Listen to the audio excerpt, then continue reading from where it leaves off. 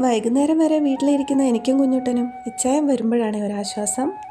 ഇച്ചായം വന്ന് വേഗം ചായയൊക്കെ കൊടുത്ത് രണ്ടുപേരും അപ്പുറത്തും ഇപ്പുറത്തും ഇരുന്ന് ഇച്ചായനെ സോപ്പിടും. ഒന്ന് പുറത്ത് കൊണ്ടുപോകാൻ വേണ്ടിയാണേ. രാത്രി ആയതുകൊണ്ടും മഴ വരാനിരിക്കുന്നതുകൊണ്ടും ഞങ്ങൾ ഡ്രസ്സൊന്നും മാറാൻ തന്നില്ല കേട്ടോ.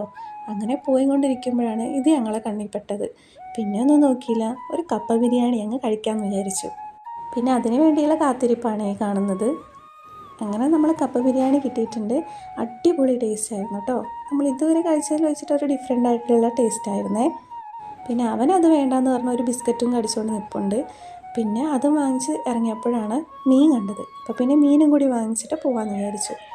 ഞാൻ ആദ്യമായിട്ടാണ് പുലിമുരുകൻ എന്ന് പറഞ്ഞൊരു മീൻ കാണുന്നത്. അപ്പോൾ പിന്നെ അത് തന്നെ വാങ്ങാമെന്ന് വിചാരിച്ച് അതും വാങ്ങിച്ചു.